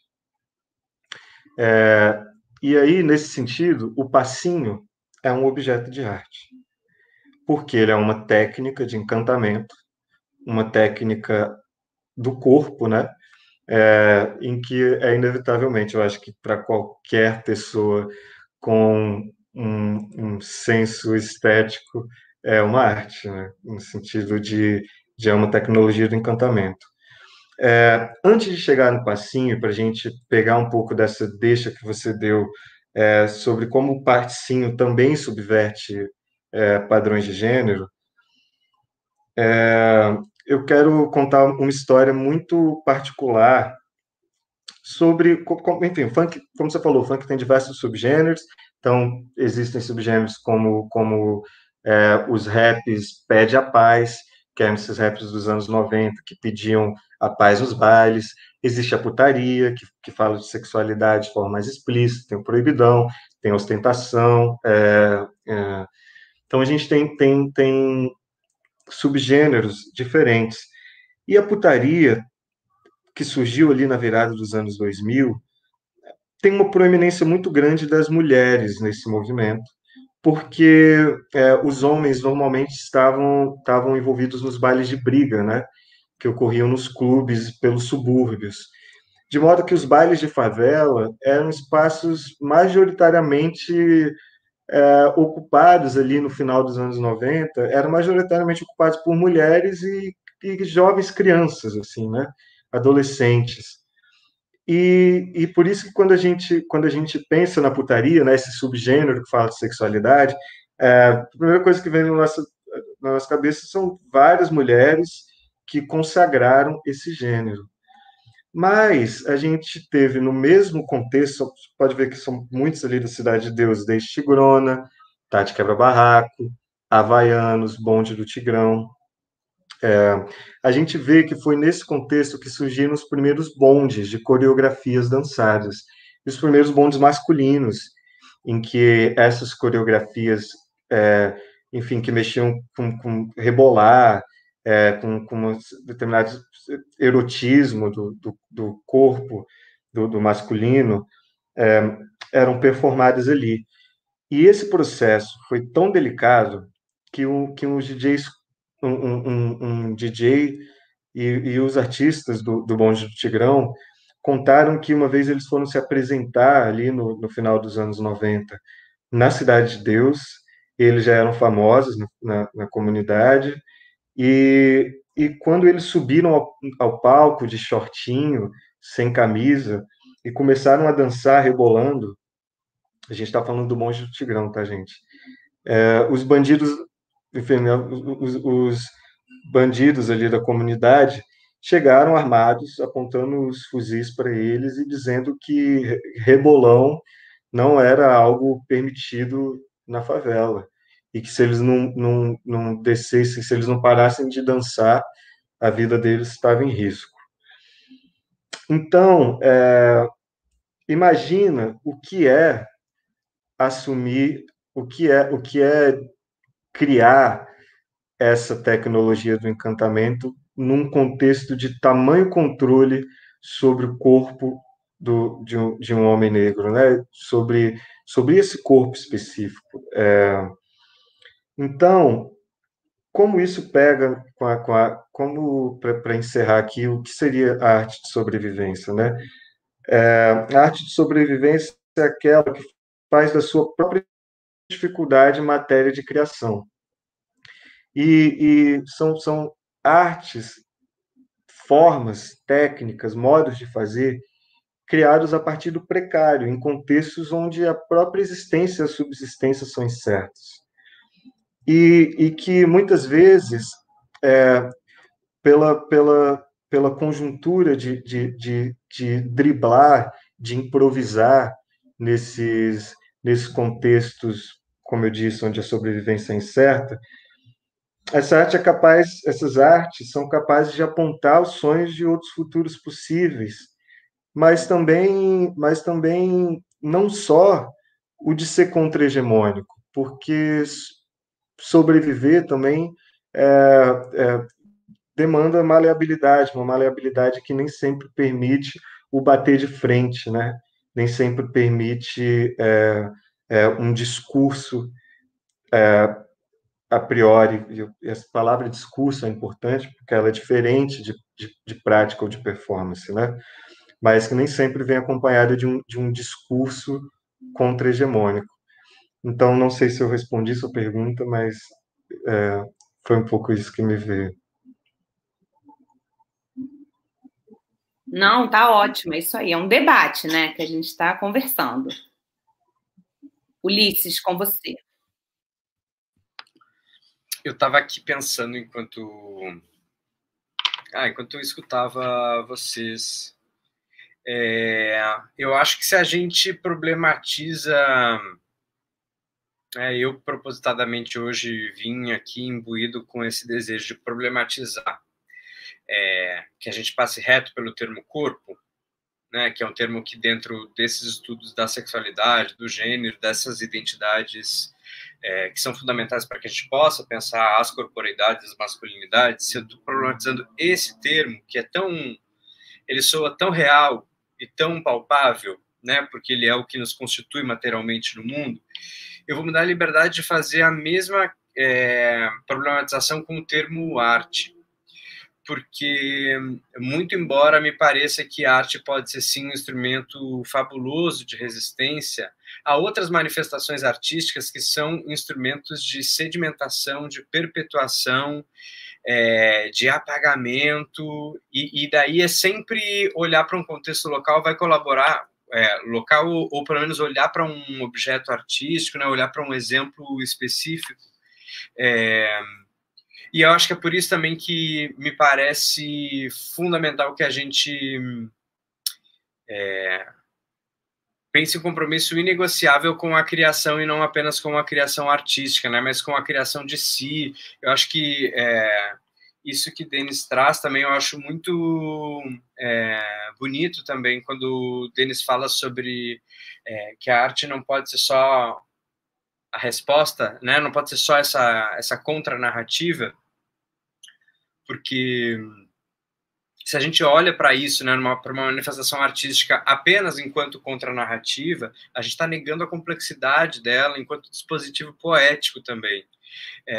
E as músicas e o funk e todas as manifestações culturais têm essa potência também, né?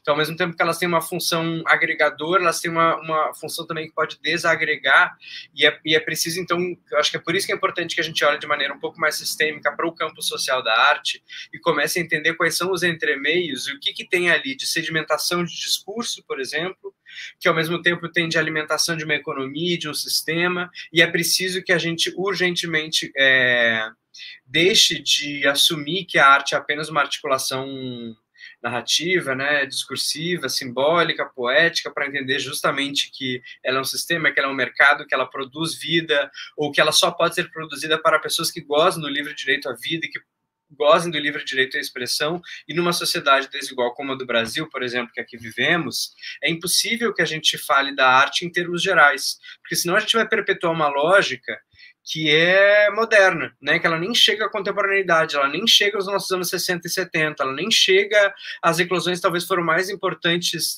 tanto no termo das contraculturas, quanto no termo das artes mesmo, nas suas vertentes mais contemporâneas. Então, eu queria contribuir com isso, na verdade, que a gente possa, na baila dessa desconfiança dos termos, uma compreensão um pouco mais específica do que são as artes, né? Porque nesse sentido eu não sublinharia com tanta facilidade as coisas que Denis disse sobre o funk para as artes visuais, porque é um meio que está extremamente imbricado com a acumulação de riquezas e com os milionários da sociedade, né? Então, é preciso que a gente possa também complexificar isso, e essa complexificação é um legado de um pensamento não binário, que é um pensamento importantíssimo para que a gente possa entender os estudos queer e possa entender que as identidades de gênero são mais fluidas e mais diversas e têm mais matizes e são mais possíveis e impossíveis do que a lógica moderna que nos incutiu a ideia de que existe um positivo e um negativo, um masculino e um feminino, e que perpetua esse sistema de desigualdade e violência até aqui e agora.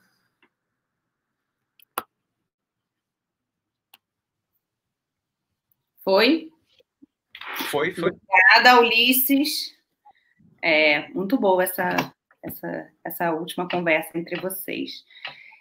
Eu separei mais uma questão aqui. Eu fiquei pensando, gente, eu não convidei a gata.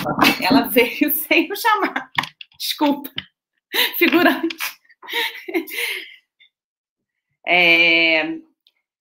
Então, desculpa aí a desorientação.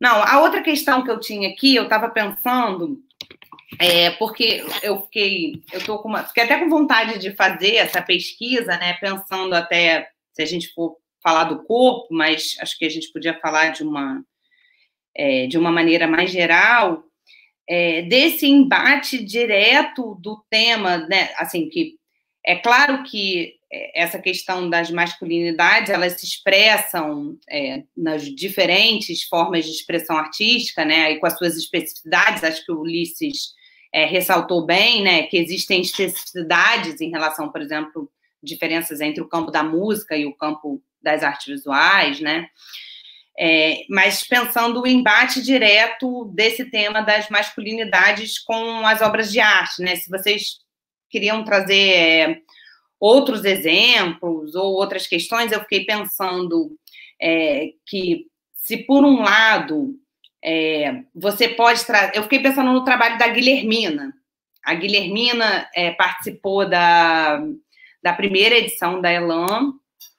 Ela é uma artista trans, incrível, está estudando filosofia, então ela tem uma discussão muito interessante também, junto com o trabalho dela, e ela fez um trabalho que era uma bandeira, que era escurecer o centro e atravacar o eixo. Atravacar? Alguém vai me corrigir aqui no site, se não for isso, eu até devia ter separado a imagem. Que, assim, num tecido.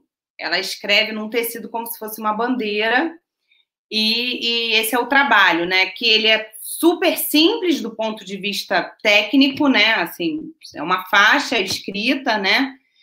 E é um trabalho super potente, e que dialoga, assim, chamou muita atenção na exposição esse trabalho. Estava assim, no centro do galpão, assim, e fazia atravecar. Então, assim, de que maneira, né, vocês podem observar, trazer outros exemplos além do que vocês trouxeram, de como como se revela essa questão das masculinidades, porque ela se revela de várias maneiras. Ela pode ser um assunto direto, né? Ou seja, aquele objeto expressar essa discussão. Por exemplo, a Arcásia fez vários paus com gesso, que também era uma provocação, né? uma crítica dessa questão da masculinidade, da virilidade, do falo, enfim. Então, assim, como vocês veem isso, né? Porque isso pode aparecer de uma forma em relação ao corpo que está falando, ela pode estar no objeto, pode estar no processo, enfim, essa questão das masculinidades, ela atravessa a criação em vários aspectos diferentes, né? Como, por exemplo, esse exemplo que eu acho que a polissemia do envolvimento que o Denis trouxe, eu acho que ela ajuda um pouco a pensar isso, né? Você vai ter... você pode falar o contexto, na relação com o crime, a gente pensar o contexto, né? Está envolto por um contexto, tem uma relação afetiva, então a questão do gênero, ela passa por relações afetivas, ela passa pelo corpo, né? E ela passa pelos objetos e por quem está falando. Então, eu queria que vocês falassem, dar outros exemplos. Então, assim, eu acho que tenho esses 2 exemplos da Elan que trabalharam diretamente com esse tema. É interessante que também, quando você diversifica, né? Não sei, eu estou pensando também junto, assim. Então, na escola, a gente teve uma diversidade grande de corpos participando, né? Então, a gente tinha 26 artistas, vários artistas trans, negros, artistas de diferentes lugares da cidade, enfim. E parece que quando também a gente diversifica os corpos que falam, a gente também tem uma possibilidade de subversão maior do que de reiteração, né? Se os corpos são os corpos dominantes, a tendência a você reiterar os circuitos dominantes é muito maior do que quando você diversifica os corpos que estão falando, né? Os tensionamentos, eu acho que eles aparecem muito mais fortes, né? Só para dividir. Agora eu vou trocar. Começar pelo Ulisses e depois pelo Denis.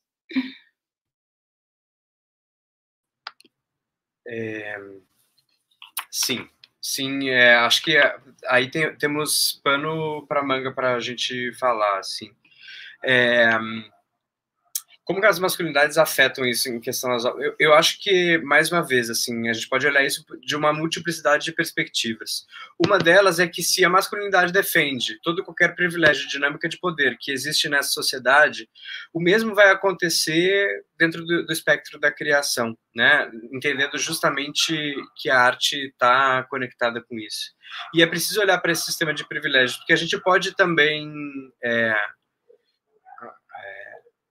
pensar nessa possibilidade de diversificar os corpos, porque a gente vai ter um discurso aí mais complexo, ou, no entanto, pensar que esse é o único gesto responsável para com a pluralidade do mundo e para com um sistema de pensamento que se nega a uniformizar os corpos e se nega a enxergar recortes uniformizantes, acachapantes, que sedimentem as pessoas apenas como dados, como os números, e que possa olhar para essas indivíduas nas suas complexidades todas, né? Então, essas sujeitas vão trazer, sim, essas questões para dentro do campo da arte e vão, com alguma sorte, poder fazer isso com mais força nesse momento agora. Mas tu sabes, Marisa, que eu tenho... a partir de muitas pesquisas que olham para esse passado recente, para a construção de um pensamento fora da norma, e para as questões, muito embora seja um curador que trabalha com arte contemporânea, tem encontrado, para a gente olhar para as questões do universo LGBTQI+, no Brasil, muita dificuldade de falar sobre questões estéticas sem falar de uma outra questão que não é exatamente das artes, mas sobre a história dos movimentos sociais no Brasil. Me parece que, não apenas no Brasil, né? Assim, eu acho que isso é uma constante quando a gente vai falar da história do movimento queer no mundo, né? Algumas das imagens mais insubordinadas e que mais marcaram o discurso artístico e o discurso da criação e o discurso que faz com que a gente possa estar aqui hoje, tendo esse diálogo, né, e falando sobre uma poética travesti, falando sobre uma poética bicha, falando sobre uma poética sapatão, o que nos trouxe até aqui enquanto possibilidade não foi uma abertura do campo das artes, foram conquistas do movimento social organizado que se nega a ser subjugado e vai às ruas e vai de maneira insubordinada fazerem atos performativos, manifestações nas ruas e com seus cartazes, camisetas, botões, jornais, zines, e todas essas questões que estão muitas vezes ligadas não apenas à lógica da artesania, da técnica super refinada, mas justamente estão mais preocupadas na reprodutibilidade, na comunicabilidade, justamente dentro de um viés mais conceitual. Ou seja, esses trabalhos, de alguma maneira, entendem a arte como, e aí eu vou usar um termo de um trabalho específico do Cildo Meirelles, propositadamente para a gente fazer uma ponte para falar de uma obra travestigênero e para falar de uma obra também cisgênera, das inserções em circuitos ideológicos, né? Na compreensão de que a arte e o sistema das artes depende de um sistema de valoração, depende de um sistema de precariedades e de um sistema que precariza vidas. Então, é fabuloso que a gente possa olhar para a maneira como essas estéticas, essas produções de imagens que muitas vezes sequer estavam preocupadas com a reivindicação de um espaço dentro de uma instituição cultural ou sequer estavam sendo intencionadas para serem guardadas e virarem artefato da luta de um tempo.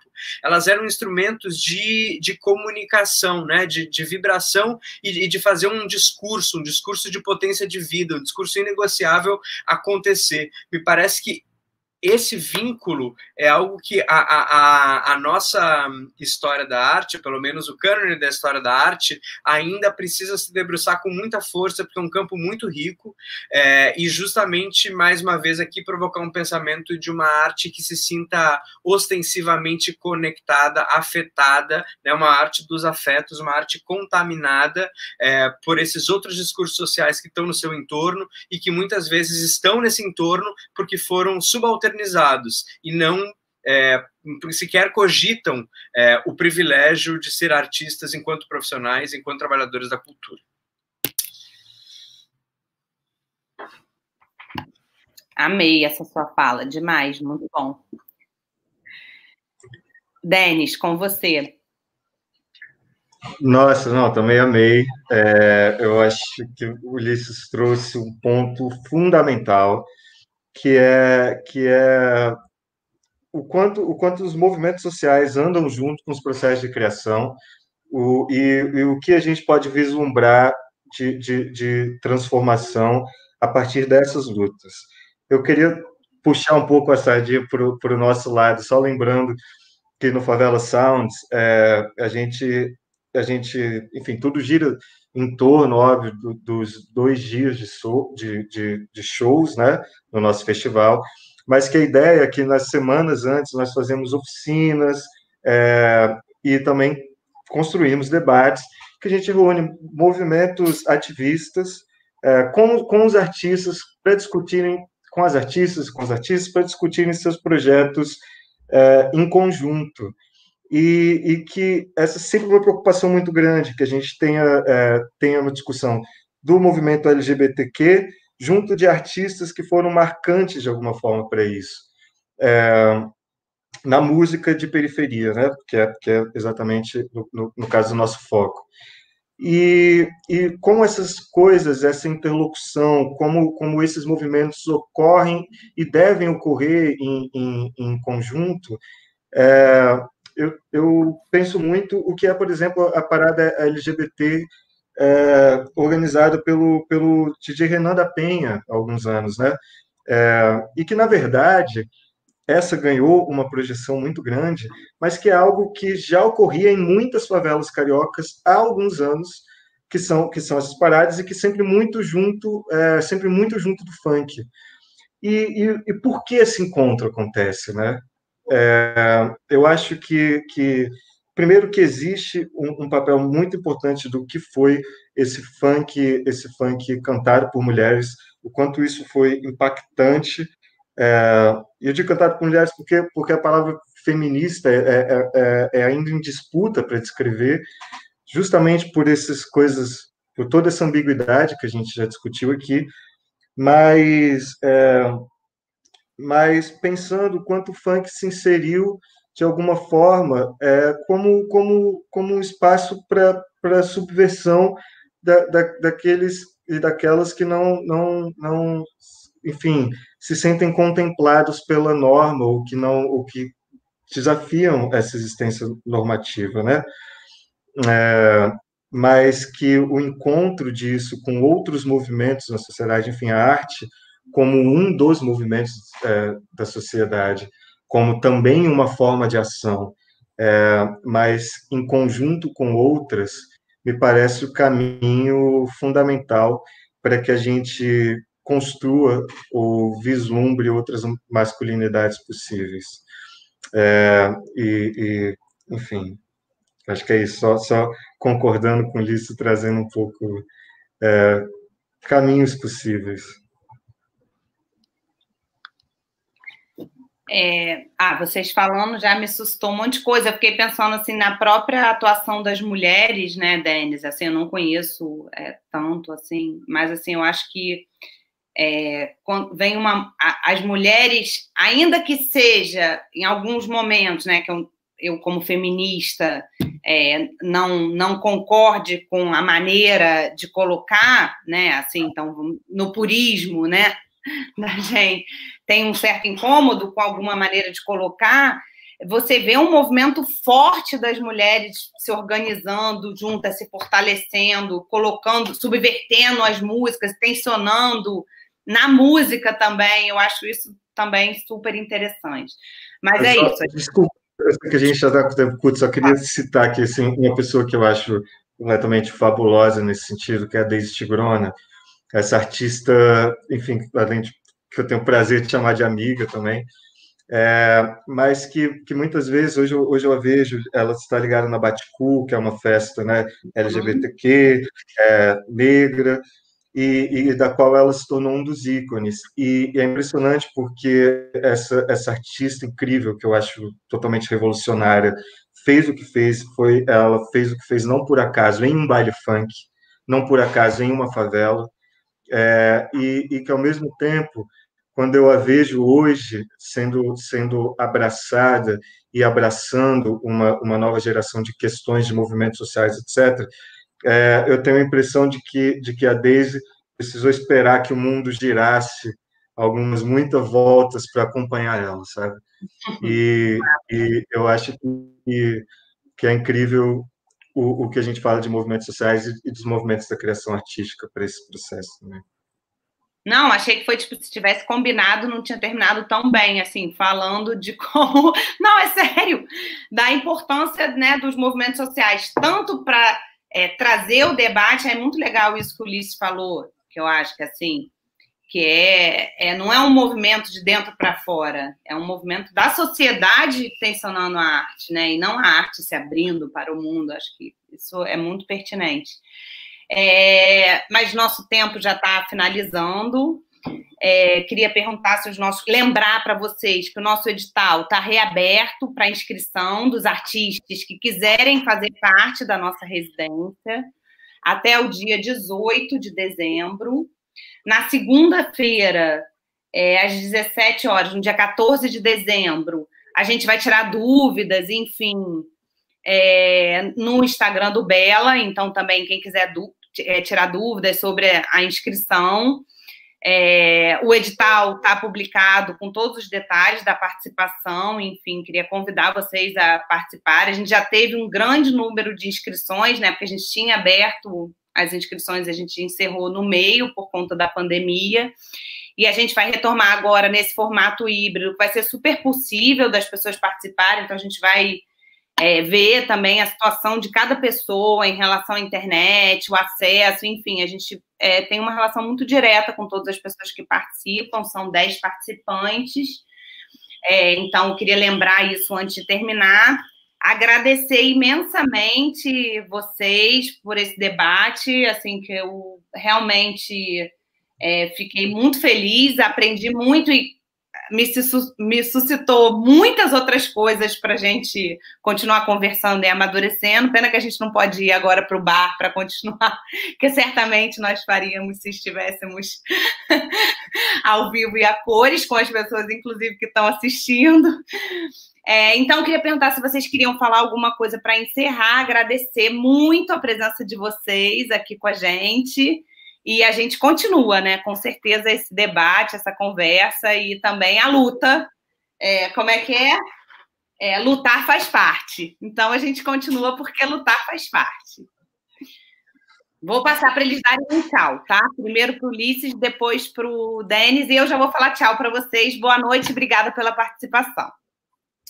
Obrigado, Marisa. Obrigado, Denis. Eu também aprendi muito e achei uma noite frutífera. Espero muito que a gente possa continuar destrinchando os termos e investigando a linguagem, investigando nossas práticas nesse exercício autocrítico. Falo isso, né, desde a posição, me apresentei aqui como sujeito bicha, mas assim, ainda gozando dos privilégios da masculinidade que esse corpo oferece. Então, o compromisso em revisar isso é cotidiano, é extenso, é gigantesco, os compromissos de revisão da branquitude, do sistema de privilégios da arte, e que a gente possa, eu espero, Denis e demais pessoas que estão nos assistindo, complexificar os terrenos artísticos, arte contemporânea, funk, visualidades, imagética do movimento social, e que a gente possa criar realmente uma sociedade com uma lógica de colaboração um pouco mais plural, um pouco mais intensa e um pouco mais frutífera, porque o que o governo quer é o contrário. Obrigado pela escuta.